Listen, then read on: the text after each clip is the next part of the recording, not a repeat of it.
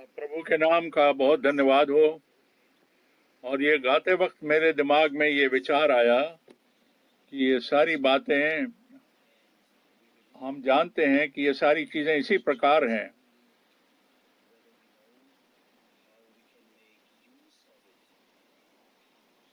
अब सवाल ये है कि जब हम जानते हैं तो क्या हम इसका अनुभव कर सकते हैं? क्या हमारी जीवन में इसका कोई प्रभाव हो सकता है? या हमारी जिंदगी में क्या ये दिखाई दे सकता है, जाहिर हो सकता है? यानी कि हमारा उद्धार तो यहाँ पर है, पर क्या हमने उसका अनुभव किया है? क्या क्या सिर्फ उद्धार को हमने विश्वास कर लिया कि ये सच्चा है? और देखिए, अगर हम ये सिर्फ ये जाने कि हमारी हीलिंग हो चुकी है, इसको आत्मिक तौर से जानना और इसका अनुभव करना, ये दोनों अलग बातें नहीं है। इनका इकट्ठा होना, एक साथ होना बहुत जरूरी है। जैसे कि कोई औजार बनाने वाला ये कह सकता है कि ये एकदम से प्रॉपर फिट होना चाहिए, ठीक तरीके से सेट होना चाहिए। और आज दोपहर को भी हम आप सबका बड़ा स्वागत करते हैं और हम आप सबको खुदावन की शांति मिले ऐसा बोलते हैं इस शाम को। और ये हम भाई ब्रैनम की फिल्म दिखा सकते हैं। और मैं जान सकता हूं क्या कुछ लोग यहाँ पर हैं हमारे बीच में जिन्होंने ये फिल्म नहीं देखी? क्या हमारे बीच में कुछ ऐसे हैं जिन्होंने कि ये भाई ब्रैनम की फिल्म नहीं देखी? हाँ हाँ, मैं देख पा रहा हूँ कि कुछ लोग ऐसे हैं। अगर हम दाहिनी ओर से बाईं ओर की तरफ देखें तो करीब 15 से 20 लोग ऐसे हैं। और मैंने ये वाली फिल्म जो है करीब 70 बार से भी ज्यादा देखी है, क्योंकि उस वक्त मैं इसे एक शहर से दूसरे शहर तक अपने साथ लेकर जाता था। और मैंने इसको कई बारी देखा है। और मैं फिर ये कहना चाहता हूं, मैं तो इसे बार बार देखना चाहता हूं, क्योंकि इससे मुझे इस बात की याद आती है कि खुदावन ने जो अच्छी बातें करी हैं, और ये बहुत सारी बातें आज भी अप्लाई करती हैं। अगर आपको कोई एतराज ना हो तो आज भी हम इस फिल्म को देख सकते हैं। इससे मुझे ऐसा अवसर मिलता है मैं थोड़ा रिलैक्स हो जाऊं। पर हमें धीरे धीरे चलना है, क्योंकि ये समय जो है बहुत जल्दी खत्म हो जाने वाला है। और उसके बाद हमारे पास 1 जनवरी 88 आ जाएगी। नहीं, मेरा कहने का मतलब है 88 नहीं, 87।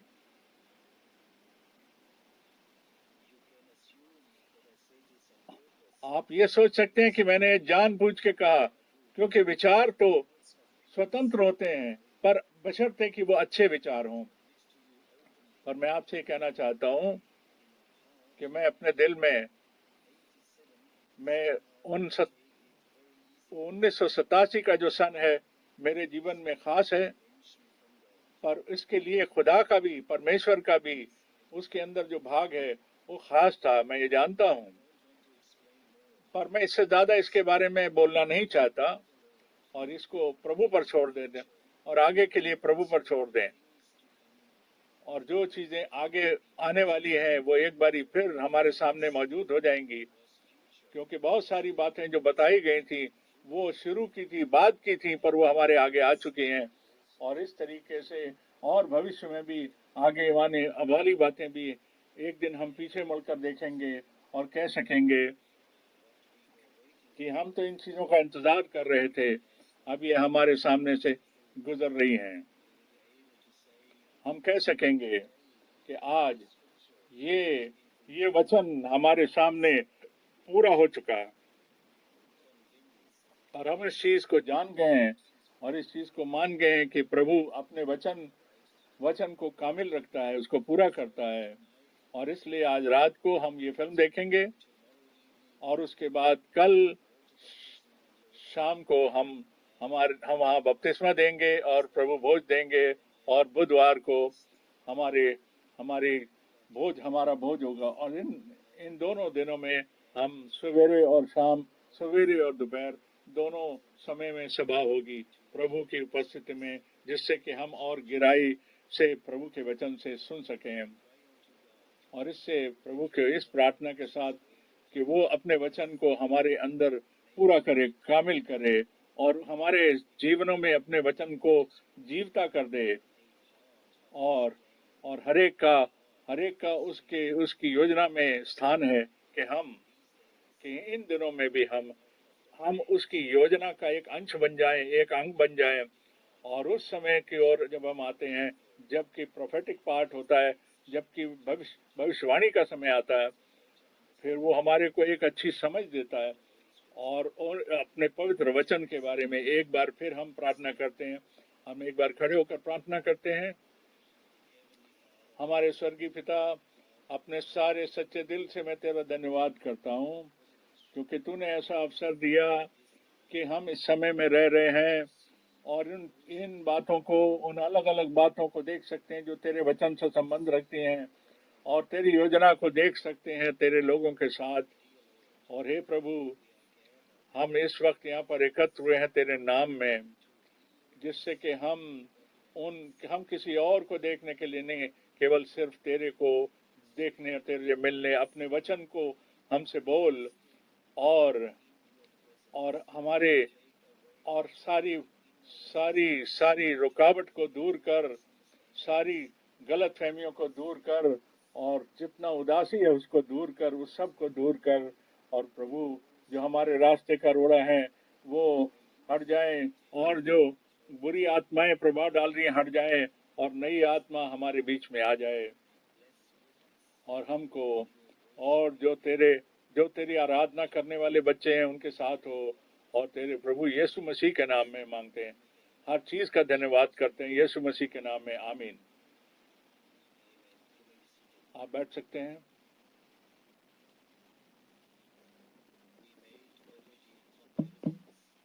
हमने ऑलरेडी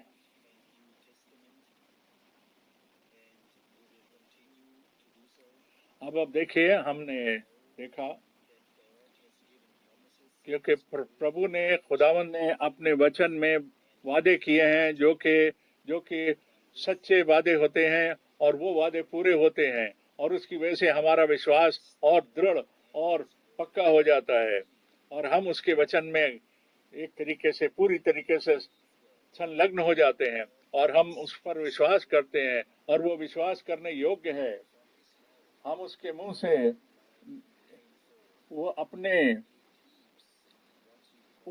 उसके मुंह से कभी कोई झूठ नहीं निकला। वो तो, उसका हर वचन सच्चाई है। और अगर हम गैर ईमानदार भी हो जाएं, बेवफा भी हो जाएं, पर वो हमेशा ईमानदार रहता है, हमारा खुदा। और आज हम ये कुछ बातें बताना चाहते हैं। ये वचन में तुलना के तौर पर हम कुछ बातें बताना चाहते हैं। हमने प्रेरितों के काम और उसकी 16 प्रेरितों के काम, उसके 16 अध्याय को हम पढ़ते हैं। यहाँ पर बताया गया है, यहाँ पर देखिए, फिलिपी में जो जेल है उसके बारे में बताया गया।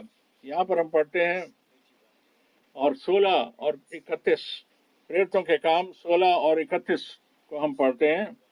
16:31 में लिखा है, उन्होंने कहा, प्रभु यीशु मसीह पर विश्वास कर लो तो तुम और तेरा घराना उद्धार पाएगा।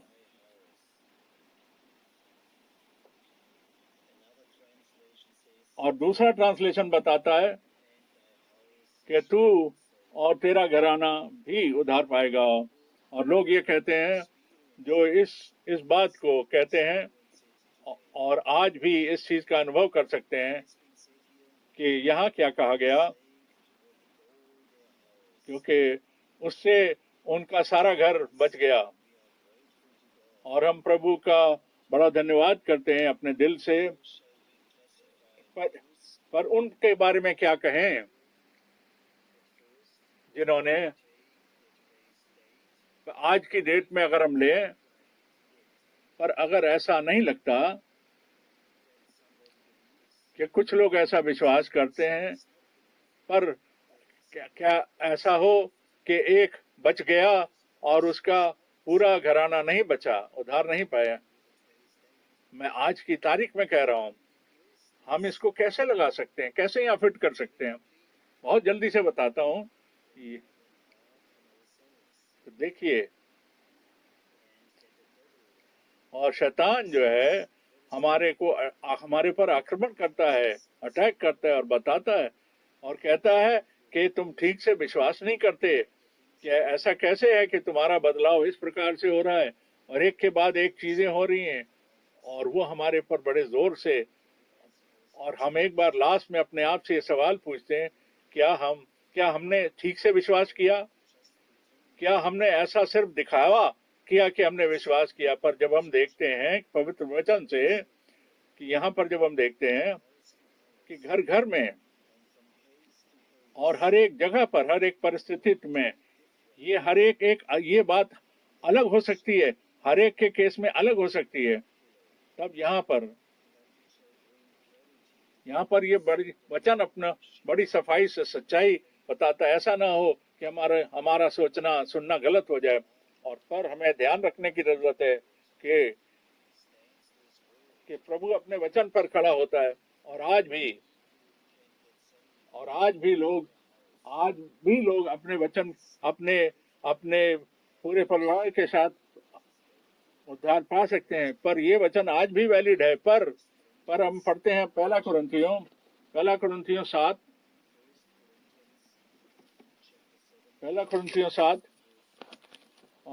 और यह 16वीं आयत में लिखा है। पहला कुरिन्थियों 7 और 16, और मैं कुछ उसके ऊपर की आयतें भी पढ़ूंगा।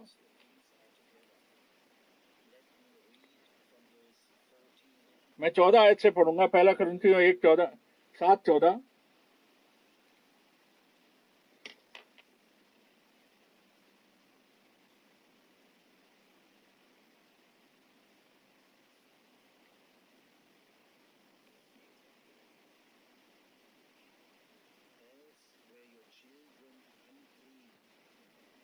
पहला कुरिन्थियों, क्योंकि ऐसा पति जो विश्वास न रखता हो पत्नी के कारण पवित्र ठहरता है, ऐसी पत्नी जो विश्वास नहीं रखती पति के कारण पवित्र रहती है। नहीं तो तुम्हारे बाल बच्चे अशुद्ध होते, पर अब तो पवित्र हैं। परंतु जो विश्वास नहीं रखता वो अलग होने दो। ऐसी दशा में यदि कोई भाई या बहन बंधन में नहीं, परमेश्वर ने हमें मेल मिलाप के लिए बुलाया है। यहाँ बताया गया, यहाँ लिखा है कि अगर जो विश्वासी नहीं है, अगर वो अलग होना चाहे तो उसे अलग होने दे, उससे वो बहन या भाई किसी बंधन में नहीं है।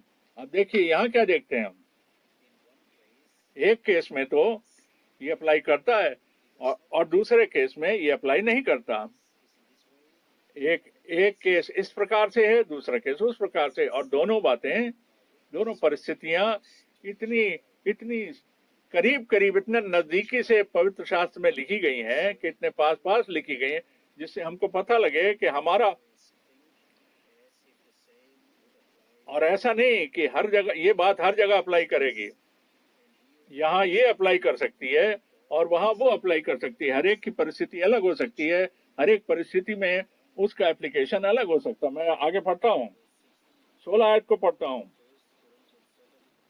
पहला कुरिन्थियों 7 और 16 में लिखा है,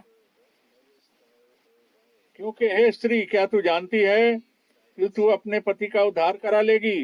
हे पुरुष, तू क्या जानता है कि तू अपनी पत्नी का उद्धार करा लेगा?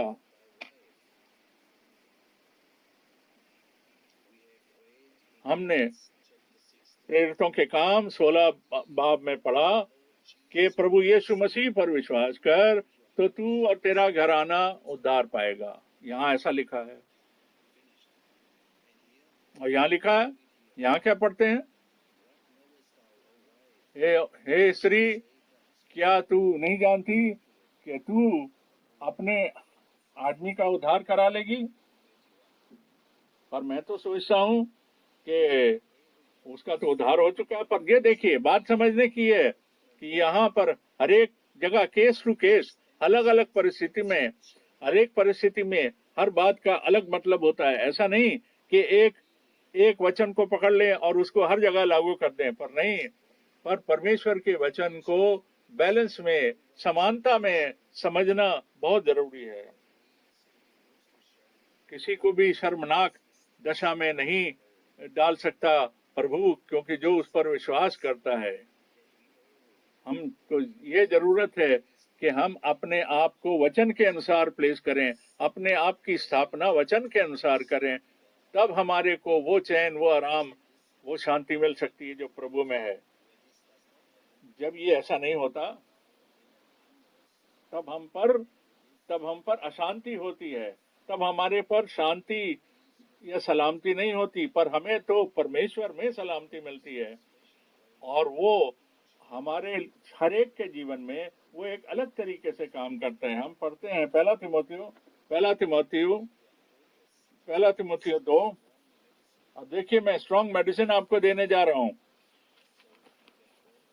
जिससे कि हम चंगे हो सकें। पहला तिमोथी उसका 2 अध्याय, पहला तिमोथी 2:3 और 4 आयत। पहला तिमोथी 2:3 और 4 आयत।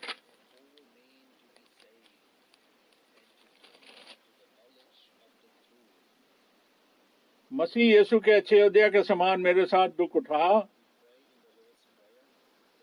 जब कोई योद्धा लड़ाई पर जाता है तो इसलिए अपने भर्ती वाले को प्रसन्न करे, अपने आप को संसार के कामों में नहीं फंसाता।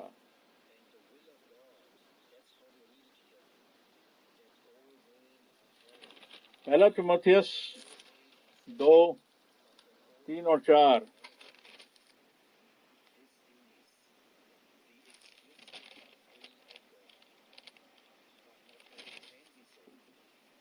ये हमारे उद्धारकर्ता परमेश्वर को अच्छा लगता है और भाता भी है। वो चाहता है सब मनुष्यों का उद्धार हो और सत्य को भली प्रकार से जान लें।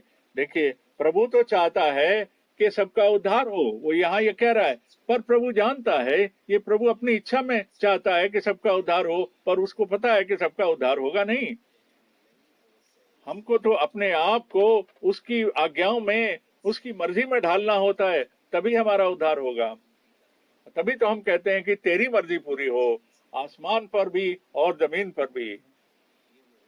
यहाँ पर हम पढ़ते हैं, क्योंकि यहाँ पर तो प्रभु की जो इच्छा है, वो तो उसकी इच्छा है कि सबको सच्चाई मिल जाए और सबका उद्धार हो जाए। अब देखिए, हम यूहन्ना 6 बाब को अगर हम पढ़ते हैं और उसकी 64 आयत को, और 64 और 65 आयत को पढ़ता है, यूहन्ना 6 और उसकी 64 और 65। यूहन्ना 6, 64 और 65। देखिए, यहाँ कह रहा है, पर तुम में से कुछ ऐसे हैं जो विश्वास नहीं करते, क्योंकि यीशु पहले ही से ही जानता था कि जो विश्वास नहीं करते वे कौन हैं और कौन उसे पकड़वाएगा।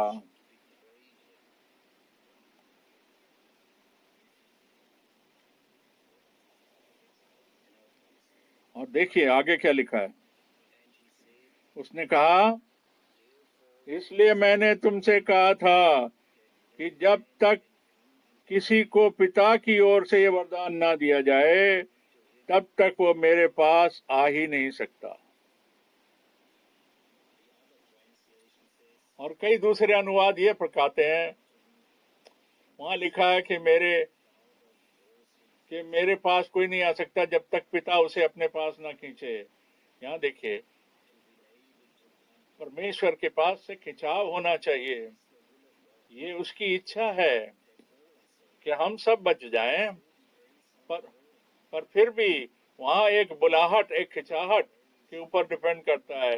वो अंदर से क्या खिंचाव, और किसी मनुष्य के अंदर, उसके दिल में प्रभु के लिए क्या खिंचाव होता है, उस पर डिपेंड करता है। फिर ये भी हो सकता है कि कई बारी लोग ये कह देते हैं, मैं इसलिए उसकी ओर नहीं बढ़ रहा क्योंकि अभी तक तो मेरा बुलावा नहीं आया, जिस दिन बुलावा आएगा उस दिन समझ जाऊंगा। पर अब देखिए, खुदावन का जो कलाम है, ये जो बात, ये जैसे ही हम वचन को सुनते हैं, जैसे ही वचन को सुनते हैं, परमेश्वर के वचन को सुनना ही ये बुलावट है, ये वो खिंचाव है। मैं सभी को ये सलाह देना चाहूंगा कि इस कि फिर अगर वो परमेश्वर की ओर नहीं जाना चाहते तो किसी भी मीटिंग में ना आए, क्योंकि इस प्रकार से किसी भी मीटिंग में आना खतरे से खाली नहीं होगा। अगर वो आकर के वचन सुन लें और उसके बाद उस वचन को ठुकरा दें, उसको खिंचाव ना माने, और जो मीटिंग में जो जो सेव्ड नहीं होना चाहता, उधार नहीं पाना चाहता, वो मीटिंग में ना आए। केवल वही मीटिंग में आता है जो उधार पाना चाहता है। अब देखिए उसके बाद उसका पूरा होना, और देखिए फिर उसके बाद में ये होता है कि जिस जिसको पिता बुलाता है वो वो वो परमेश्वर की ओर जाता है, और फिर वो बोलता है जो मेरे पास आता है मैं उसे कभी अपने पास से नहीं निकालूंगा। देखिए परमेश्वर का अनुग्रह हम सब के लिए है, जो ऐसे ये बताया गया है। और यूहन्ना 1 में कि परमेश्वर ने, खुदावन ने उनको अपने बेटे और बेटियां बनने का अधिकार दिया, क्योंकि उन्होंने उसके नाम पर विश्वास किया। इस तरीके से खुदावन का वो खिंचाव, वो पुल, वो ड्राइंग, वो खिंचाव पैदा होता है। और इसीलिए इसीलिए हम ये जानते हैं। एक और आयत पढ़ते हैं। अब देखिए मरकुस से पढ़ते हैं हम। मरकुस 12 मरकुस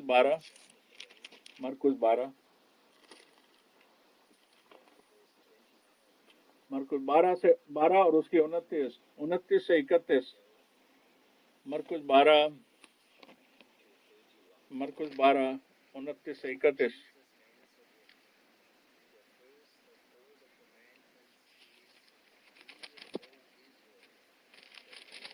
यहाँ देखिए लिखा है, यीशु ने उसे उत्तर दिया,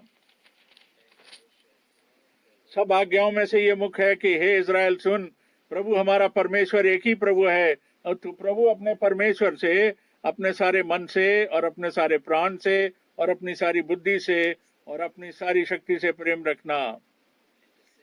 और दूसरी आज्ञा ये है कि तू अपने पड़ोसी से अपने समान प्रेम रखना। इससे बड़ी और कोई आज्ञा नहीं। हम नहीं जानते मैंने ये आयत क्यों पढ़ी, पर हम जानते हैं कि हम एक दूसरे एरिया में जब जाते हैं, वहां हमें बताया जाता है कि हम प्रभु को अपने सारे मन से और आत्मा से प्यार करें और अपनी शक्ति से प्रार्थना करें। और देखिए, और हम अपने पड़ोसी से भी अपने मानन प्यार करें। अब देखिए लूका, आप इस जरा ध्यान से सुने। लूका 14 और 25 आयत पढ़ेंगे। लूका 14:25। अब देखिए जो अभी हमने मरकुस से पढ़ा उसको ना भूल जाएं। अब लूका 14:25 को पढ़ रहे हैं, और मरकुस को भी याद रखें। और देखिए वहां पर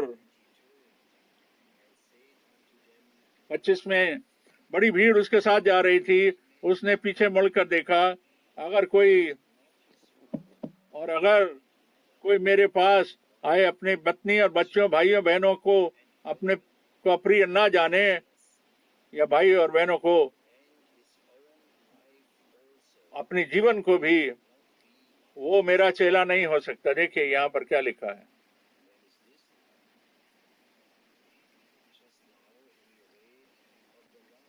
देखिए यहाँ हमें प्रेम के बारे में बताया गया। मरकुस में तो बोला कि तूने अपने प्रभु से अपने मन से और अपने तन से प्रेम करना है, और देख अपने पड़ोसी से भी प्रेम रखना है। आप देखिए और भी बातें हम वहां पढ़ सकते थे।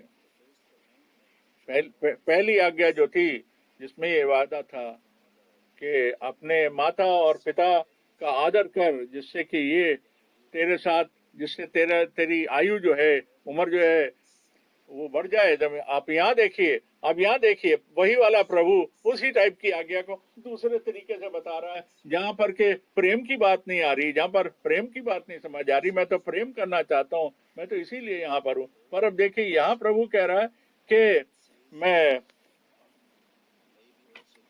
और आपको भी कह रहा, और हम सब से कह रहा है, पर कितनों पर यह बात लागू हो सकती है।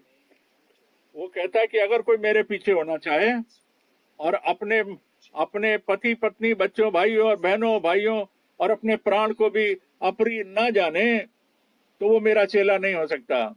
मतलब अपने जीवन को भी हेट करे, अपने माता पिता, भाई बहनों को, पति पत्नी को भी हेट करे, पर हम उसके चेले होना चाहें तो हमें इन सब को छोड़ना पड़ेगा। अब ये दोनों बातें एक साथ कैसे लागू होती हैं, मरकुस वाली और लूका वाली? आज सुबह हमने इसके बारे में ऑलरेडी बात करी, और प्रभु ने बताया, मैं तो इस यहाँ पर बंटवारा कराने के लिए आया हूं, जिससे कि जो देखने, जिनके पास आंखें हैं वो अंधे हो जाएंगे, और जो अंधे हैं वो देखने लगेंगे।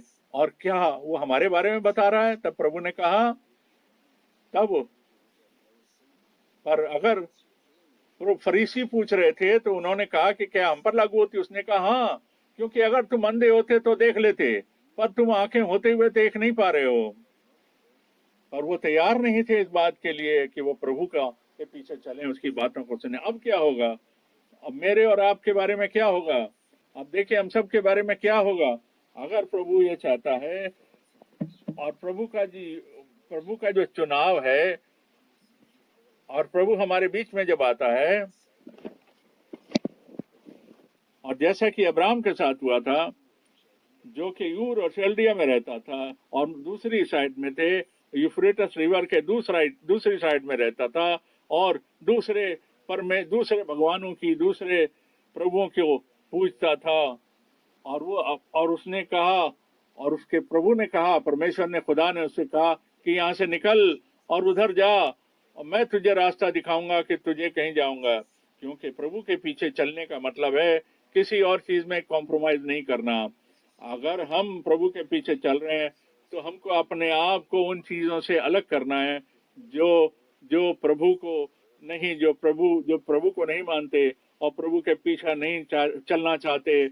यही एक तरीका है जिससे कि पॉसिबल है। और घृणा से मुझे एक और वर्ड सामने दिखाई दे रहा है पुराने नियम में से, जहां पर उसने कहा कि ये याकूब से तो मैंने प्यार किया और ईसाव से मैंने घृणा किया। अब देखिए, एक को प्रभु ने एक्सेप्ट किया और दूसरे को रिजेक्ट किया। अब यहाँ पर ये बता रहा है कि जो प्रभु, यहाँ ये सवाल ये है कि प्रभु के पीछे चलने का मतलब ये है कि हमें कोई कॉम्प्रोमाइज नहीं करना है। अगर प्रभु ने हमको बुलाया है तो जो भी तब तो जब हम अपने उन लोगों के पीछे चलते रहेंगे तो हम भी बैठकर उनके साथ नाश हो जाएंगे। और क्या हमें इस बात को समझना है कि एक आत्मिक निश्चय हमको लेना पड़ेगा, डिसीजन हमको लेना पड़ेगा कि प्रभु मेरे जीवन में पहला स्थान प्राप्त कर ले।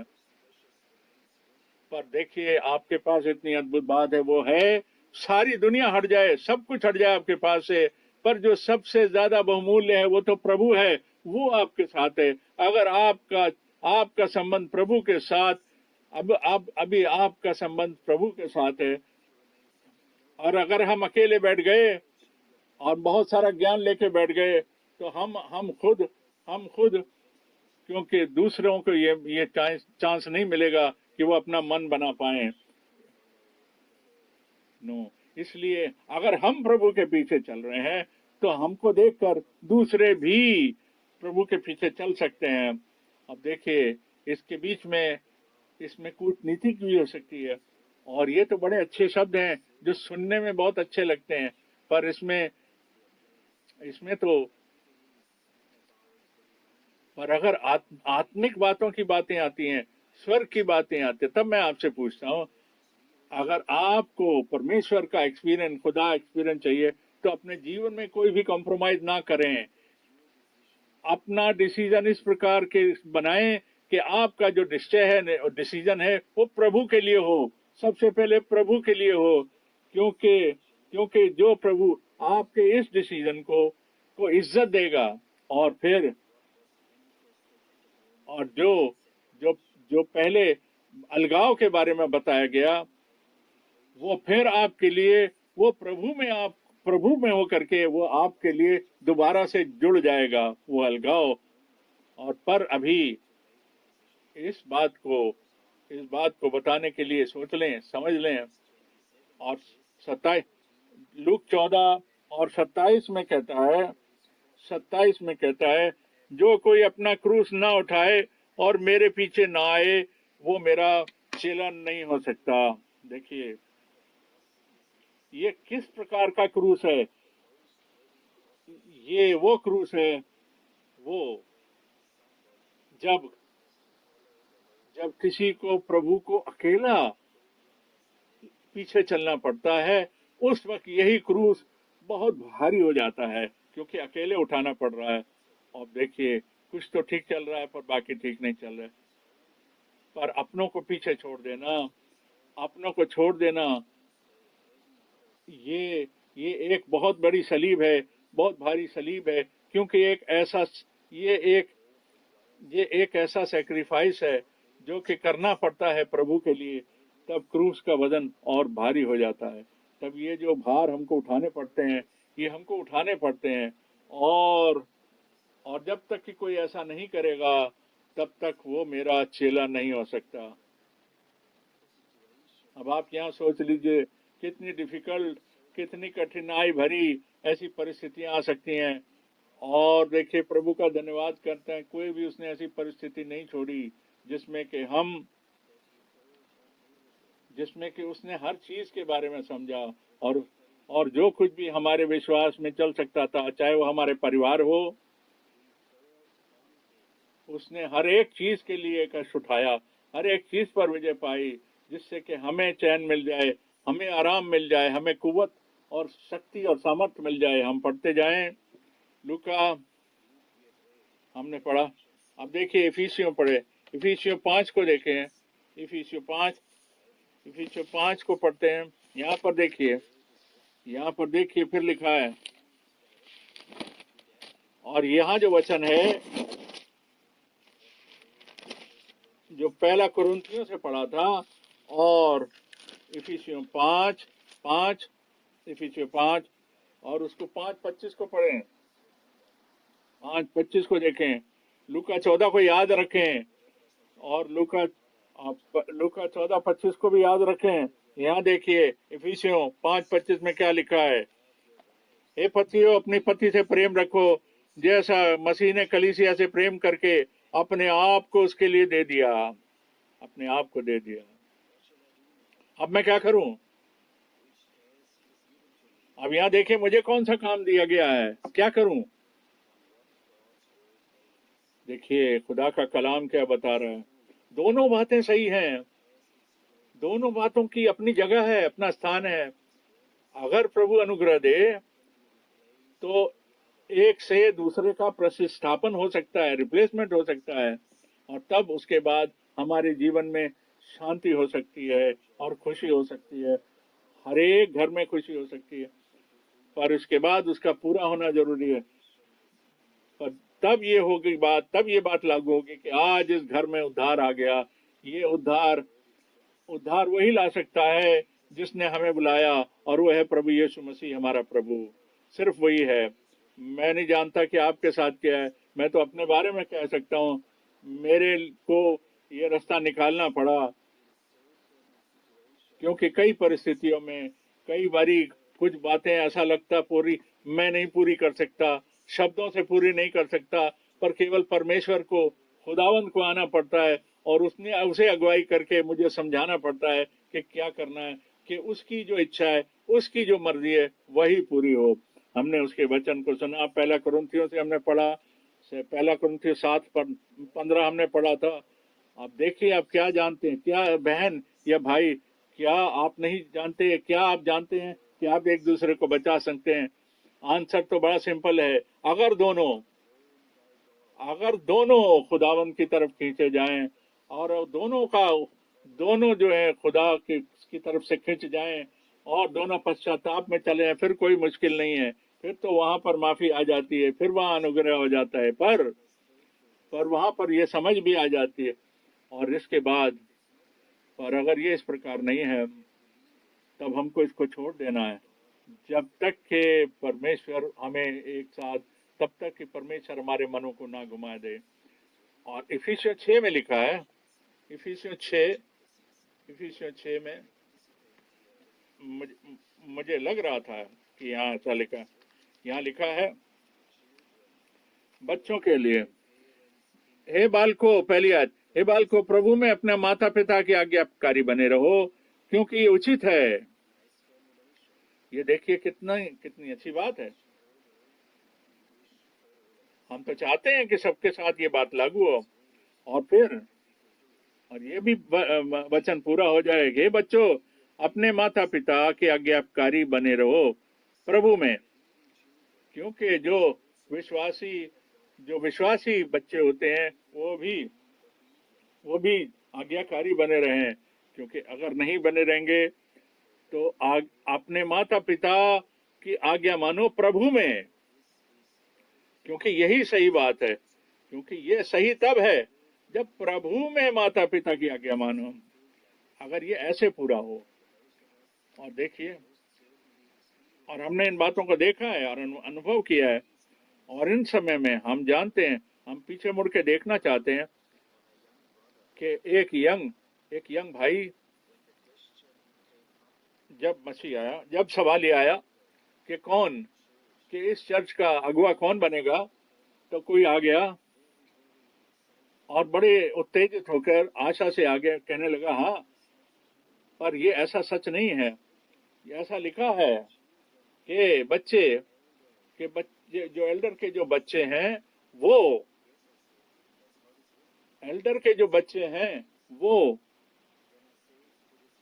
और फिर उस भाई को मैंने बोला, वेट करो जब तक कि तुम्हारे बच्चे ग्रो होकर के एडल्ट ना हो जाएं, वयस्क ना हो जाएं,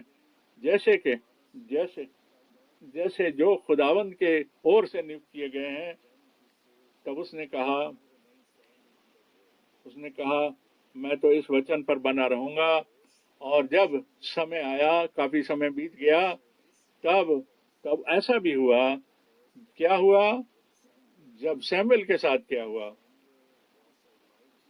और सैमुएल तो एक नबी था, पहला काम उसके सामने आया जो खुदा ने उसको दिया। उसने उसे कहा, पहले एली के पास जा और उसे कहा कि पहले वो अपने घर को ऑर्डर में करे, क्योंकि उसके जो बच्चे हैं वो परमेश्वर की राह पे नहीं चलते थे। ये बहुत मुश्किल काम था। और जब ये सैमुएल जो उस वक्त बहुत यंग था, और उसने उस काम को किया जो प्रभु ने उसे कहा था, तब ये सैमुएल, तब ये भी बढ़ गया, इसके पास भी बड़े बड़े बच्चे थे और ये भी बूढ़ा हो गया था। तब इज़राइल के जो एल्डर से इसके पास आए और उन्होंने कहा, सैमुएल तेरे लड़के वाले वो प्रभु की राहों में नहीं चलते, और हमारे को एक राजा दे। देखिए कितने दुख की बात हुई, कितने बड़े की दुख की बात सैमुएल के सामने आई होगी।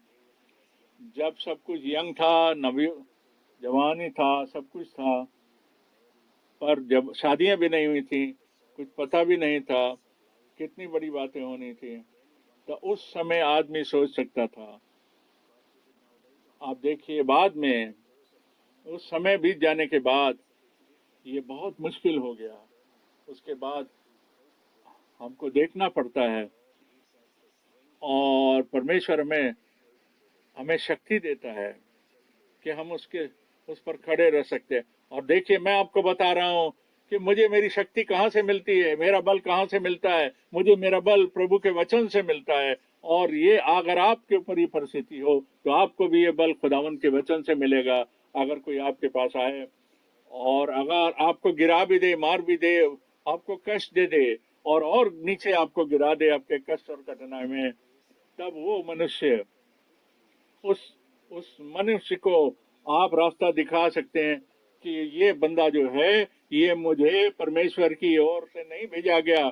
जो परमेश्वर की ओर से भेजा जाता है, सबसे पहले बोले, सबसे पहले जब वो आपके घर में घुसता है, वो सबसे पहले कहता है कि तुम्हारे घर पर सलामती हो, तुम्हारे घर में प्रभु की शांति हो।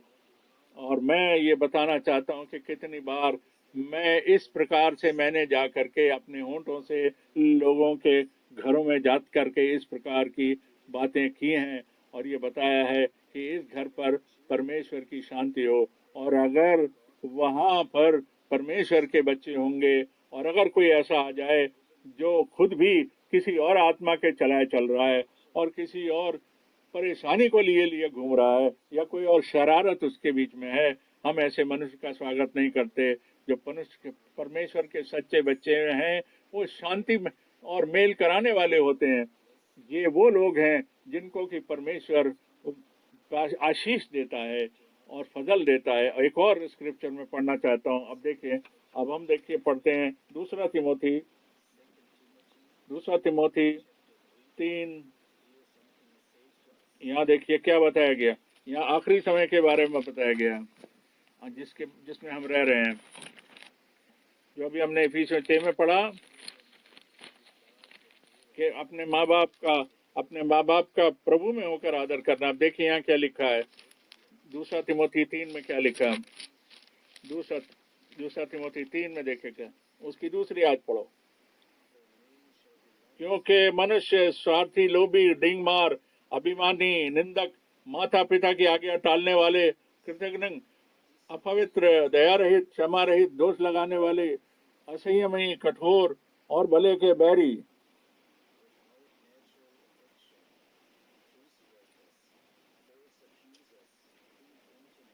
और विश्वासघाती, ढीठ और घमंड। जो पहली आयत नहीं पढ़ता उसको पता नहीं चलेगा ये कब हुआ, कि ये जो बात लिखी गई है ये उसको पता लगेगा कि ये कौन से समय के बारे में पहली आयत में कह रहा है। दूसरा तिमोथी 3:1 में ये स्मरण रख कि अंतिम दिनों में, यानी कि आखिरी के दिनों में ऐसे कठिन समय आएंगे। पर हम तो आखिरी समय में रह रहे हैं और ये जो हमको पसंद नहीं है तो हम पर आ चुके, पर ये तो आखिरी दिन है।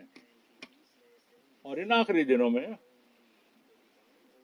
ना सिर्फ कि ये जो खुदावन के वचन का जो तरीका है इस पे गलती आ रही है, पर कि जो इंसानियत का भी जो तौर तरीका है वो भी उल्टा सीधा हो गया। और सुलेमान ने कहा था कि ये ना कहना कि पहले का समय बेटर था, क्योंकि ये बुद्धिमानी नहीं है। तुम्हें बुद्धिमानी नहीं, ये बुद्धिमानी से बातें नहीं आ रही। मुझे इससे शर्म लज्जा नहीं आती। मैं तो साफ साफ कह रहा हूं, मैंने अपने पिता के पैर धोए। वो इतनी मेहनत करते थे, फार्म पे काम करते थे, और जब वो घर आते थे थके होते थे, मैंने एक बर्तन में पानी लेकर के अपने पिता के पैर धोता था। जब मैं 12 से 13 साल का था, मुझे इसमें कोई दिक्कत नहीं होती थी। मैं अपने पिता से बहुत प्रेम करता था। और ये इस प्रकार से है, जब मैं आज समय के बारे में सोचता हूँ, मैं तो ये सोचता कि ऐसा कैसे हो गया। आप भी आप ये ना कहें कि दूसरे समय पहले से भले। और अगर मैं एक स्टेप आगे जाऊं तो मुझे ये अवसर हुआ कि उसी पिता को मैंने अपने माता और पिता को प्रभु यीशु मसीह के नाम में बपतिस्मा भी दिया। देखिए, और देखिए कई साल पुरानी बात है जो मैं पीछे मुड़कर देख सकता हूँ कि मैं अय्यूब की तरह सोच रहा था कि प्रभु ने सारी चीजें बनाई। और बहुत से लोग तो मुझसे दुश्मनी रखते हैं। अय्यूब के बारे में लिखा है, पर मेरे लिए दुखी ना हो, सिर्फ ये कहें कि प्रभु सब जानता है कि प्रभु क्या कर रहा है। और इसका जो अंत होगा, चाहे कितना कष्ट, कितनी बीमारी आ जाए, कितने दुख आ जाए, अंत में सब कुछ प्रभु ठीक कर देगा। और ये चीजें जो हैं, ये कुछ समय के लिए, हमें उन चीजों को छोड़कर जो कुछ समय की हैं, उन चीजों के पीछे अपना मन लगाना चाहिए जो हमेशा की हैं और अनंत की चीजें हैं। इस संसार की चीजें हमें रोकती हैं, पर अनंत की चीजें जो हैं वो हमें पकड़ कर रखती हैं और हमारे उद्धार को बनाती हैं, अनंत जीवन को में हमको पक्का करती हैं। और देखिए, ये निश्चय हमें करना जरूरी है। हमें प्रभु यीशु मसीह का मेल हमारे साथ हो चुका है और हम तो उसके पीछे चलने की कोशिश करते हैं, हम उसके पीछे चलते हैं। और मैं ये जानता हूं, अगर प्रभु ने हमें वो लोग दिए हैं जो कि हमारे नजदीक हैं और हमारे संबंध उनसे जुड़े हुए हैं, और प्रभु ने बना के रखे, और जो रैप्चर में जाने के तैयार हैं, एक समय आएगा जैसा कि अय्यूब के समय में आया, और एकदम से एक बार फिर से खुशी और प्रशंसा और शांति घर में आ जाती है। पर इस बीच में मैं अपने आप को प्रभु को अपनी पीठ नहीं दिखा सकता। नहीं, मुझे तो प्रभु के साथ चलना ही रहता है। और शैतान ने तो प्रभु को जाकर बोला, क्योंकि अगर तू इसके पास से वरदान छीन ले तो ये तुझे छोड़ देगा। पर प्रभु ने इस बात को सीरियसली सोचा कि अगर ये तू सोचता है कि ये बाद में मेरी सेवा नहीं करेगा, तो देख क्या होता है। और पर उसकी आत्मा को हाथ न लगाना, उसकी जान को हाथ न लगाना, उसके शरीर को, उसकी सारी समृद्धि को हाथ लगाना। और शैतान ने उसके हर चीज को हाथ लगाया, उसके घर को, उसकी खेती बाड़ी को, उसके परिवार को, और वो भी उसकी स्त्री को भी इफेक्ट कर दिया, प्रभाव कर दिया। और तब अय्यूब ने क्या कहा, और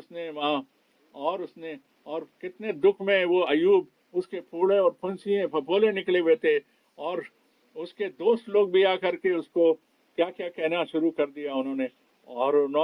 और वो बड़े ज्ञानी विद्वानी लोग भी थे, पर उन्होंने आकर और उन्होंने एक हाथ से तो वो गले लगाते थे और दूसरे हाथ से पीछे से वो घात करते थे, और इस प्रकार से वो जोड़ लेते थे, दिखाते थे। तो ये हमें ऐसा नहीं चाहिए, हमें इस प्रकार का नहीं चाहिए। हमें ऐसे लोग चाहिए। मैं साफ साफ कहना चाहता हूँ, चाहे कुछ भी हो जाए, आप किसी भी परिस्थिति में हो, किसी भी हालत में आप हो, मेरे भाई और बहनों, अगर हम प्रभु के बच्चे, बेटे और बेटी हैं, तो हमें आपके साथ इस बात को समझना है और आपको साथ लेकर चलना है। हम एक दूसरे का सुधार नहीं कर रहे, हम घरों में नहीं जा रहे, हम लोगों को ये तरीके नहीं समझा रहे कि ऐसा करो और ऐसा करो तो तुम्हारी समस्या सुलझ जाएगी। नहीं, हमारे पास तो हमारे लिए होनी चाहिए, अपने लिए हमारे पास इलाज होना चाहिए। हमारे पास प्रभु का बाम है, प्रभु का ऑइंटमेंट और मलहम हमारे लिए है, जो कि हमारे दिलों को चंगाई दे सकता है, हमारे दिलों को ठीक कर सकता है। हम क्यों पढ़ते हैं ये जितने स्क्रिप्चर्स हम क्यों पढ़ते हैं, ये वचन क्यों पढ़ते हैं? जिससे कि ये वचन हमको ये दिखाते हैं, क्योंकि हम अलग अलग परिस्थिति में होकर भी शांति प्राप्त कर सकते हैं। और कोई भी अपनी परिस्थिति में अपनी इच्छा को खो ना दे, अपनी होप को ना खो दे, कोई भी इस तरीके से परेशान ना हो जाए। हमें ये याद रखना चाहिए अपने दिल में कि खुदावन हमने आपको बुलाया, खुदावन हमको बचाता है, और हमको परमेश्वर ने अपनी ओर खींचा है, और उसने हम अपने दिल में परमेश्वर को पहली जगह दें और इस सच्चाई को पहली जगह दें, और हमने अपने आप को तैयार करना है इस बात के लिए, क्योंकि क्या प्रभु हमारे को इनाम नहीं देगा? उसने सब कुछ देख लिया है, वो सारे के सारे वरदान हमको देगा। हमारी सारी बातें वो देखता है और सुनता है, हमारी निगरानी करता है, हमारा ध्यान रखता है, और समय आने पर सही काम करता है। ये नहीं, मैं नहीं और आप नहीं, हम ये घुमाव हम नहीं पैदा कर सकते, ये चेंज हम नहीं पैदा कर सकते, पर केवल प्रभु यीशु मसीह, वो जिसको कि अधिकार सारे संसार में और सारी धरती पर दिया गया, उसने ऑलरेडी हमारे लिए अपना दान दिया हमारे गुनाहों के लिए। और जब तक के हम उस पर चलेंगे नहीं, तब हमको वरदान हम पर लागू होगा। और हम इस बीच में ये हमारे लिए ज़रूरी है कि हम प्रभु प्रभु प्रभु पर पूरा विश्वास रखें। और हम हम एक दूसरे से हम जल्दी से एक दूसरे से झगड़ा कर लेते हैं, और फिर हम प्रभु से भी कहने लगते हैं कि ऐसा क्यों हुआ और ऐसा क्यों हुआ मेरे साथ। और कुछ लोगों को तो इसका जवाब उस पार जाकर ही मिलेगा। हमें चाहे जवाब मिला या नहीं मिला, हम तो प्रभु की सेवा करते जाएं, उस पर विश्वास करते जाएं, और उस पर विश्वास किए जाएं, और उसके पीछे चलते जाएं, और सब कुछ, और अगर जरूरत पड़ी सब कुछ हमारे पीछे रह जाए। अगर इसमें दुख भी हो रहा है, कष्ट भी हो रहा है, पर देखिए हम बढ़ते जाएं। और अगर हम देखिए अगर हम चलते जाएंगे तो इससे दूसरों को भी ये मौका मिलेगा, दूसरों को भी ये रास्ता दिखेगा कि वो भी पीछे हो लें, क्योंकि परमेश्वर ने हमें बुलाया, परमेश्वर ने अपनी ओर से खींचा कि हम अपने राह में प्रभु यीशु मसीह को लेकर चलें, उसके पीछे चलें। हम सब कुछ उसके ऊपर छोड़ देते हैं। वो हमको सामर्थ्य दे सकता है, बल दे सकता है, और वो बड़ों को छोटा और छोटों को बड़ा कर सकता है, और वो उत्साह दे सकता है। और हमारा जो मन है, हमारा जो चरित्र है, हमारा जो सोचने का तरीका है, वो प्रभु की ओर लगा रहे।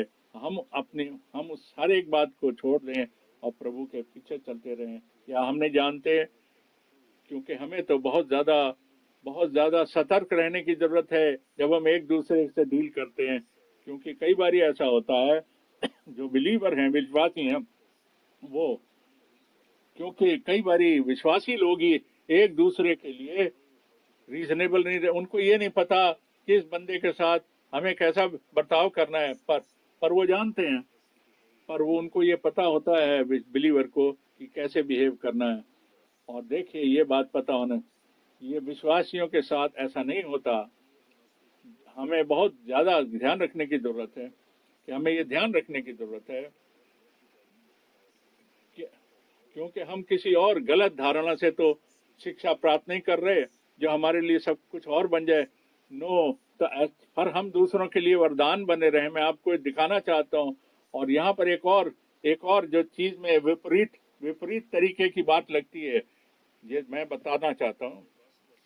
मत्ती की इंजील में, और वहां पर जो पहाड़ी वास में प्रभु ने हमें बताया,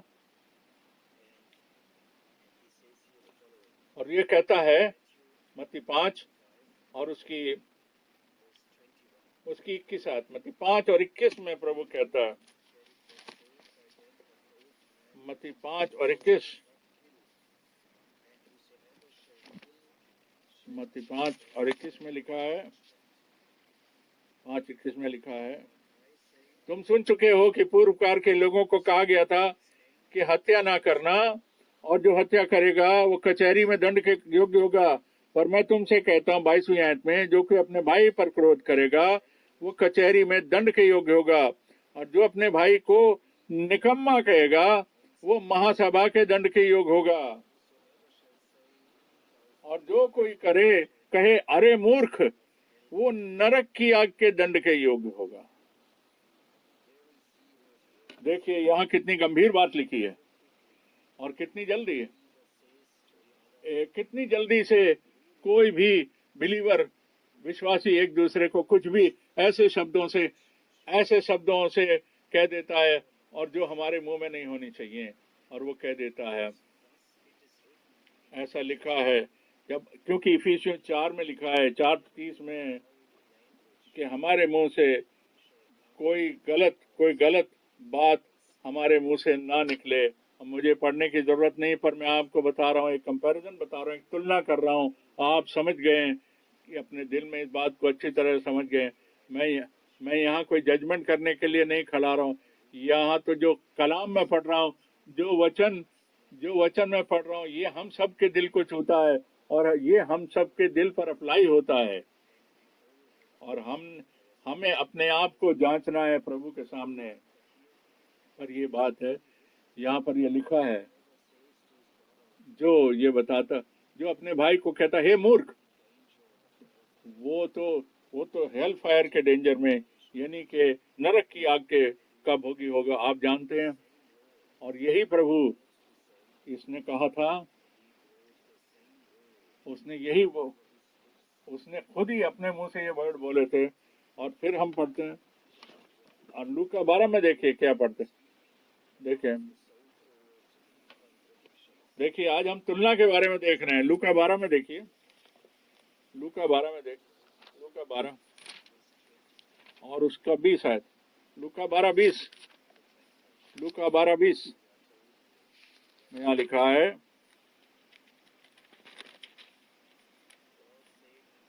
और परमेश्वर ने से कहा, मूर्ख, इसी रात ही तेरा प्राण तुझसे ले लिया जाएगा, और जो तूने इकट्ठा किया है किसका होगा। यहाँ देखिए प्रभु ने हमें बताया कि किसी को मूर्ख न कहना, किसी को मूर्ख न कहना। अपने भाई को कभी मूर्ख न कहना, क्योंकि उसमें तो नरक का पनिशमेंट लिखे। और यहाँ पर प्रभु खुद अपने मुंह से कह रहा है, उस आदमी को कह रहा है, मूर्ख, आज रात तेरा प्राण तुझसे ले लिया जाएगा। यहाँ देखिए क्या डिफरेंस है। क्या आपको समझ आया इसमें डिफरेंस क्या है? कि क्या समझ आया? ये दो अलग बातें हैं। एक तो मेरा भाई है, जो यीशु मसीह में मेरा भाई है, और जिसको खुदा ने माफ कर दिया है, जिसका सब कुछ माफ कर दिया गया, और जिसके ऊपर अब कोई भी इल्जाम नहीं लगा सकता। और एक दूसरा इंसान आए और उसको कह दे, अपने भाई को जो यीशु मसीह में, कि तू मूर्ख है, कि तब उसने तो उस चीज को मिटा दिया कि जो क्रूस पर हुआ था। तब तो वो उसे नहीं देख पाता, जो कि यीशु मसीह ने हमें कलवरी से देखा, किस प्रकार के लोग थे हम, और हमें रासबाज ठहरा दिया, हमारा उद्धार कर दिया। अब यहाँ देखिए दूसरा जो केस है, जो अभी हमने पढ़ा लूका 12 में, यहाँ तो प्रभु जो उसे कह रहा है वो ठीक ही कह रहा है, क्योंकि वो तो गैर ईमानदार आदमी है, और इसीलिए प्रभु वहां उसे मूर्ख कह के संबोधित कर रहा है। और जो उसके विश्वास को ग्रहण नहीं, वो भाई जो है वो मूर्ख नहीं है। भाई मूर्ख नहीं हो सकता, वो तो अक्लमंद है, क्योंकि उसने तो प्रभु को जान लिया, प्रभु को स्वीकार किया। जो अविश्वासी है वो मूर्ख है, जिसने प्रभु को नहीं जाना, प्रभु को नहीं ग्रहण किया, नहीं पहचाना। प्रभु के पास सारा अधिकार है कि वो जो जो गैर ईमानदार है वो दोबारा पढ़ ले, जो विश्वासी नहीं है अपने सिर को हिला ले और कह दे ये कैसे हो सकता है? यहाँ पर ये ऐसा लिखा है और वहाँ ऐसा लिखा है, ये दो अलग बातें हैं। क्या लिखी है यहाँ पर? देखिए दोनों का संदर्भ है, दोनों का एक कॉन्टेक्स्ट है, दोनों की एक प्लेस ही है, और दोनों बातें अपने में सच हैं। इसलिए बहुत जरूरी है कि हमें ये पता होना चाहिए कि जो यहूदा की पत्री है, उसके 5वें, याकूब की पत्री उसके 5 आयत में वहां पर खास तौर पे बताया गया, हमारे हमारे हमारे को सिखाने के लिए बताया गया, जिसे हमें समझना है। याकूब 5 और 7, याकूब 5 और 7, याकूब 5 और 7।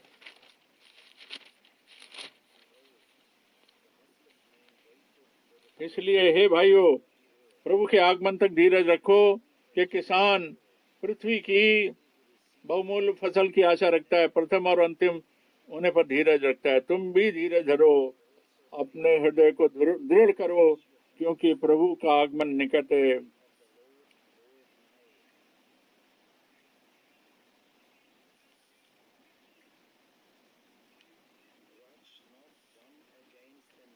एक दूसरे पर दोष मत लगाओ भाइयों, ताकि तुम दोषी ना ठहरो।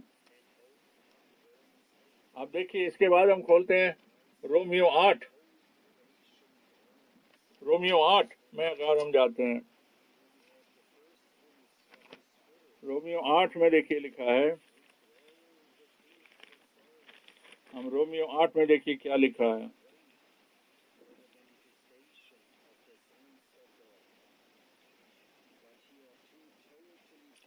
यहाँ दो अलग बातें लिखी हैं।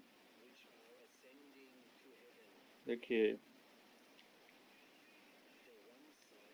एक एक तो उस आशा को बता रही है जो प्रभु के आने की आशा है, कि जो सारी की सारी कायनात है, सारा संसार है, वो तो वो बुरे चरित्र में बंधी हुई है, जिसमें से कि प्रभु की संतान जो है वो महिमान्वित होते हैं। और दूसरा निशान ये है, और वहां पर दूसरी बात ये लिखी है कि एक दूसरे पर दोष ना लगाओ, जैसा अभी हमने याकूब में पढ़ा। यहाँ देखिए दोनों बातों में कितना महान अंतर है। क्या हम दोष लगा रहे हैं, किसी भाई पर दोष लगा रहे हैं, और क्या हम उस चीज के लिए करा रहे हैं, उस चीज के लिए अपने आप को तैयार कर रहे हैं जिस दिन के हमारा हम ही नहीं और सारे कायनात, सारा संसार, सारी सृष्टि उसके अंदर शामिल हो जाए। ये हमारे अंदर कौन सा चिन्ह पाया जाता है, कौन सा निशान पाया जाता है? मैं कहूँगा, मैं रोमियो 8 के हिसाब से मेरे अंदर मेरे विचार पाए जाने चाहिए, मेरे विचार, और या मेरे ऊपर जो निशान है, क्या वो याकूब 5 के हिसाब से चलेगा कि रोमियो 8 के हिसाब से चलेगा? ये सोचना बहुत जरूरी है। क्या मैं भाई पे दोष लगा रहा हूँ, क्या मैं दोष लगा रहा हूँ, और या मैं सृष्टि के साथ में इस इंतजार में हूँ कि प्रभु से मेरा मेल हो जाए, या मैं करा रहा हूँ कि आत्मा में मैं करा रहा हूँ जो प्रभु ने हमारे अंदर डाली है, जिससे कि हम एक दूसरे से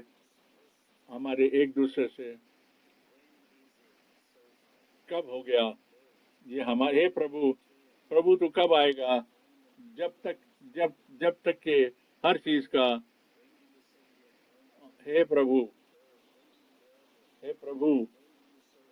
जब जब तो प्रभु वो कौन सा समय है प्रभु, हम इस चीज को भूल जाएं, हमारे साथ पहले चीजें सही हो जाएं और प्रभु के साथ हमारा संबंध सही चले, और तो सारी दुनिया के साथ हमारा संबंध सही चले। तब मेरे को ये विश्वास है कि हम एक दूसरे के साथ में, अगर हमारा प्रभु के साथ संबंध सही है, तभी हम एक दूसरे के साथ भी हमारा संबंध सही हो जाएगा। जब तक कि हम व्यक्तिगत रूप से प्रभु के साथ हमारा संबंध सही नहीं होता, तब तक दूसरों के साथ भी सही नहीं होगा। अगर हम जो आज हम यहाँ पर हैं और हम जो प्रभु के नाम को बुलाते हैं और पुकारते हैं, उसके नाम को लेते हैं और उसके वचन से प्रेरित करते हैं, अगर हम खुद अपने आप को खुदा के साथ ऑर्डर में कर लें, तब तो जो आत्मिक तरीका जो है वो तो पूरी कलीसिया में स्थापित हो जाएगा। हमने पहले भी कहा था, न केवल आत्मिक बल्कि जो सामाजिक जीवन है, मनुष्य का जो जीवन है, ये भी ऑर्डर में आ जाएगा अगर हमारा रिश्ता प्रभु के साथ सही है। और ये जो कलीसिया है, ये एक बार फिर से वापस अपनी उस बहाली की हालत में वापस उसी कंडीशन में आ जाएगी जो इसकी शुरू की कंडीशन थी। और मैं कहना चाहता हूँ कि कुछ भी हो जाए, चाहे कोई भी कीमत देनी पड़ जाए, ये जो अंत का समय है, ये जो समय ये मैसेज लाया, ये हमारे बीच में कलीसिया में एक आत्मिक तरीका, एक आत्मिक शिक्षा को लेकर आया। और इब्रानियों में लिखा है, हम तो प्रभु का मंदिर हैं, और इस प्रकार से वो जो डिवाइन ऑर्डर है, वो जो तरीका है, वो हमारे अंदर आत्मिक तरीका लागू होना चाहिए। तब ही सारा संसार आपके लिए तरीके में लागू हो जाएगा। अगर हमारा तरीका सही है तो एक ही बात रह जाती है कि प्रभु के साथ हमारा कनेक्शन सही रहे, हमारा संबंध सही रहे, अगर हमारा संबंध उसके साथ सही है, तभी हम उससे आशीष प्राप्त करेंगे, तभी हम एक दूसरे के लिए भी आशीष बन जाएंगे। हम में से कितने हैं जो हम ये कह सकते हैं, हम ये कह सकते हैं कि इस प्रभु के वचन के लिए जो हम देख रहे हैं, आमीन आमीन आमीन आमीन आमीन। हम बिलीव करते हैं, विश्वास करते हैं, हमने सुन लिया, हमने ग्रहण कर लिया, और हमारे लिए ये ऐसा पूरा हो जाएगा जैसा प्रभु ने कहा था। हम इस बात को ग्रहण करेंगे, अनुभव करेंगे, क्योंकि इसमें कोई भी अलगाव नहीं, कोई भेदभाव नहीं, हर चीज अपने तरीके में है, अपने अपने नियम से लागू हो रही है। जिनका अपना नियम सही है, जो प्रभु के साथ उसके नियम में सही है, चाहे वो प्रभु हमको दे, प्रभु हमको अपनी शांति दे। और अब हम प्रार्थना करते हैं, प्रार्थना के लिए हम दोबारा खड़े होते हैं। आमीन। हमारे स्वर्गीय पिता, हम में से कोई भी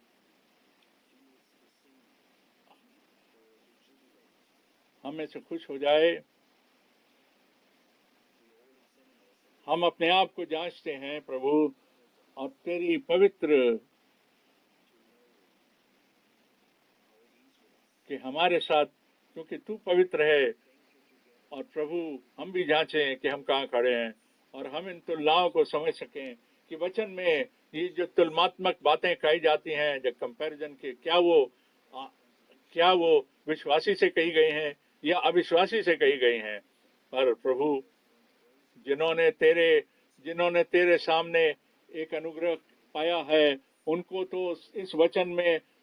इस वचन की हर बात सही सलीके से, सही तरीके से, सही नियमावली से समझ में आती है। प्रभु, हम किस प्रकार से तेरा धन्यवाद करें, हम किस प्रकार से कह पाएं कि तूने हमको क्षमा दे दी, तूने हमें क्षमा दे दी। हम कौन हैं हे प्रभु कि तू हमसे बात करे, जैसे कि एक मित्र अपने मित्र से बात करता है।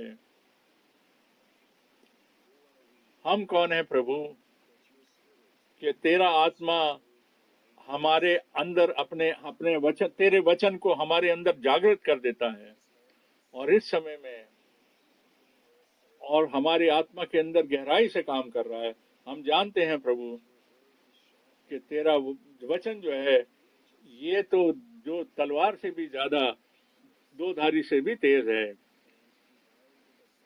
और ये जानता है कि कहाँ किस चीज को कैसे बांटना है, कैसे अलग करना है, और जो आत्मिक तत्व है उसको बाहर लेकर आता है। यहाँ पर हम हैं प्रभु, हे अनंत काल के परमेश्वर, हम तेरे सामने उपस्थित हैं, और जैसा कि हम हैं, कोई अपने आप को लंबा नहीं कर सकता, हम कुछ भी बदलाव नहीं कर सकते। हम तुझ पर भरोसा रखते हैं प्रभु, और हम अपने जन्म से ही अभी तक, इस समय में, अभी तक तूने हमें चलाया बड़े साहस के साथ, बड़ी आशा के साथ, और हम जानते हैं प्रभु कि ये सारी जो शिक्षाएं हमने मिल गई, बहुत थोड़ा सा आत्मिक जीवन अभी अनुभव में आया है। हे प्रभु, हम बड़ी प्रार्थना लेकर आते हैं कि तेरा वचन जो हमारे अंदर बोया गया, और इन सारे प्रवचनों के द्वारा ये सारा पक जाए, और तेरी आत्मा के द्वारा इसके अंदर से ऐसा सोता फूटे, ऐसा जीवन बहा जाए, और उस प्रकार का अनाज का बीज निकल आए, जैसा कि और कई गुना उसमें से फल आए। हे प्रभु, हम तो नए सिरे से पैदा हुए हैं हे प्रभु, और हम तो तेरे बेटे और बेटियां बन गए हैं प्रभु। हम अभी भी इस जीवन में हैं और इस मुश्किल में हैं प्रभु, पर हम जानते हैं कि तेरा जो आत्मा है वो हमारे ऊपर आगे रहे, हमारी चीज में हर चीज आगे रहे, पहला स्थान पाए, और फिर और हमारे जो शरीर है उसके ताबे में रहे, और तेरा आत्मा हमारा अभिषेक करे और हमें भली भांति इस्तेमाल करे, क्योंकि उन सभी कामों के लिए हे प्रभु,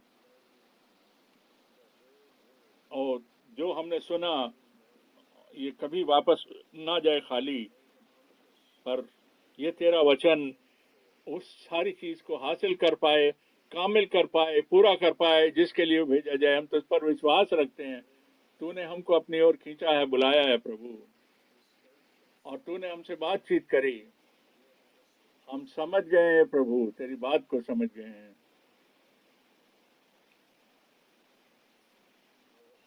हमारे मन अभी भी हमारे दिल इस चीज से गर्म है। हे प्रभु, हे वफादार प्रभु, और अपने लोगों को ऊपर उठा, इस श्वास में उठा, अपनी शांति हमें दे, अपना बल हमें दे, और प्रभु तेरा अनुग्रह और तेरा वरदान और आशीषें हमारे साथ बनी रहें।